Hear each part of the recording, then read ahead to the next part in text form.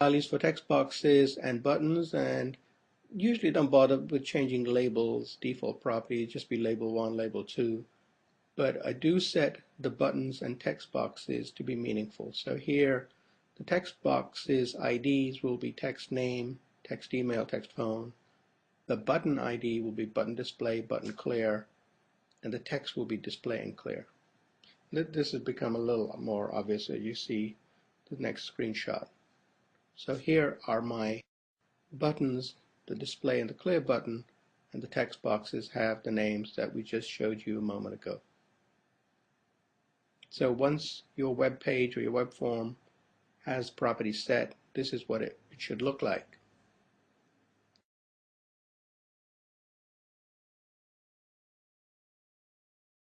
Some of the most important properties that we're going to work with are listed here. So we have 3 properties that we should know something about. The auto postback property, the ID property, and the text property. Auto postback relates to the ability of the control to trigger a postback, a send of the page to the web server. The ID is simply the name of the control. So instead of text box 1, it's text box first name.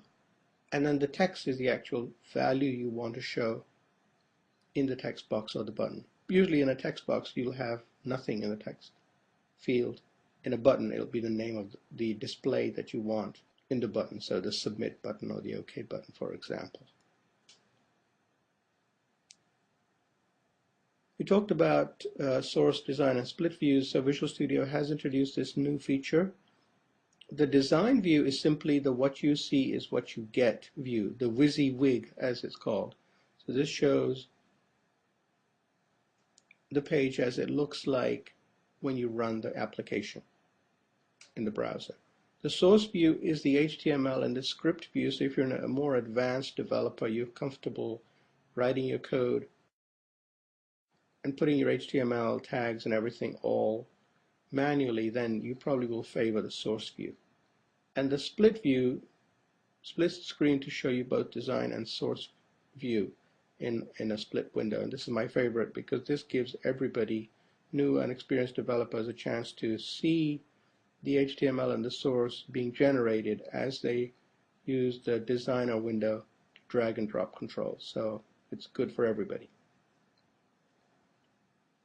And this is what it looks like. So here in the split view, you see my controls at the bottom, and you see a section of the source view at the top. So this is really the best way to learn a little bit about HTML and building your web page. The first thing that I would like to do is to change the title of my page in the source code. This is the only way that I can do it. It is important to have a meaningful title if it's important for your website to be registered with a search engine such as Google and Yahoo and MSN. If you care about other people finding your web page, then choosing a meaningful title is important. Do not just leave it as untitled page. For example, if I'm writing a page about, let's say, animals or something, perhaps I'm writing a website all about interesting exotic animals around the world. I'm writing a page about elephants, then I want to give that page a meaningful title, such as all about African elephants or all about Indian elephants or whatever it is that describes reasonably clearly what this page is about.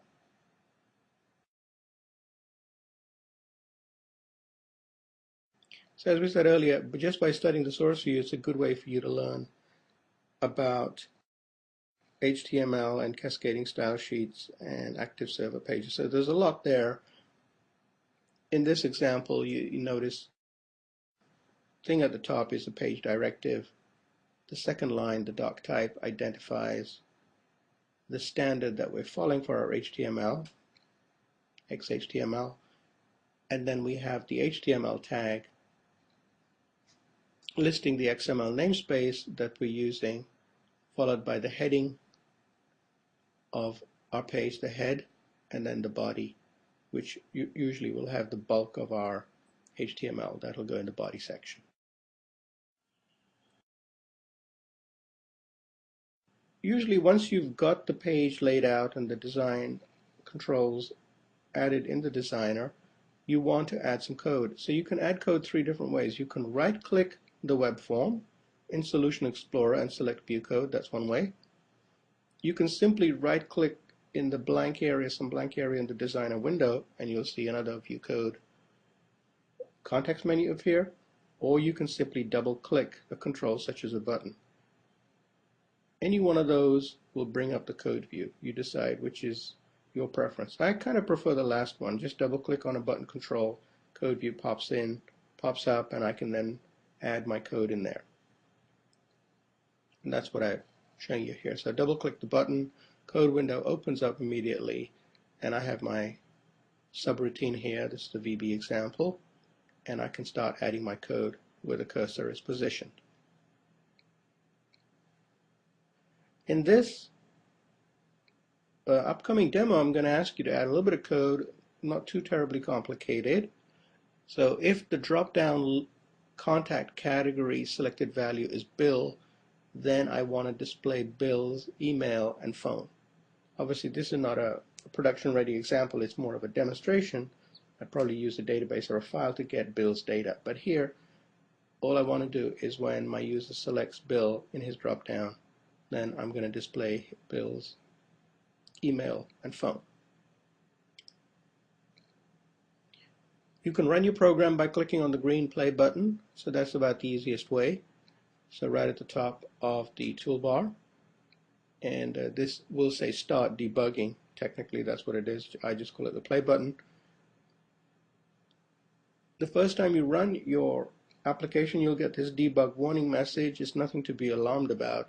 Simply telling you that it's recommending that you allow debugging as you test and develop your program, and usually we will say yes.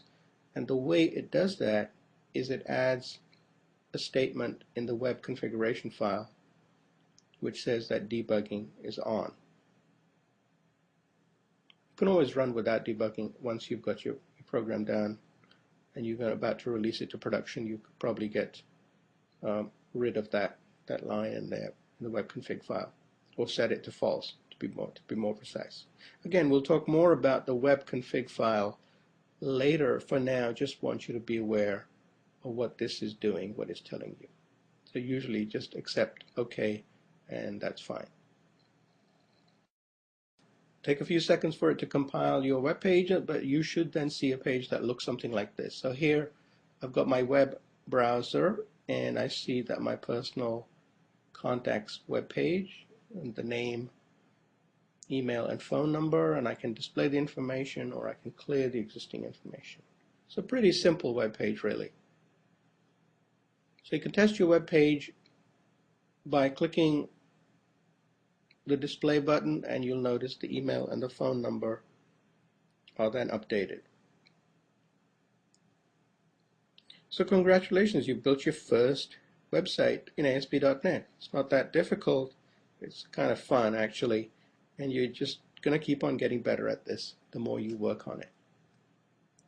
So what we'd like you to do is take a look at the lab exercise that comes along with this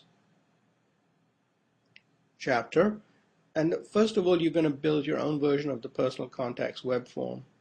You want to test it to make sure it's working correctly. We've kind of laid out all of the steps already here in these slides, so you should find it pretty straightforward. And then exercise 2, you're going to modify your application by carrying out a few extra steps. Change the title, add address, city, state, and zip fields, and add some more test data for several of the contacts. Again, you can go to the Learning Domain website. You'll be able to download your lab. Just to show you real quick where the lab for this lesson is Lab 3, building the one-page website.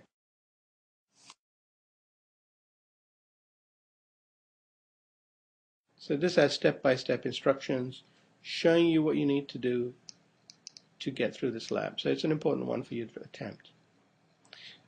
So if you've found this lesson useful, then that's great. We look forward to seeing you in an upcoming lesson once you've attempted the lab. Thank you.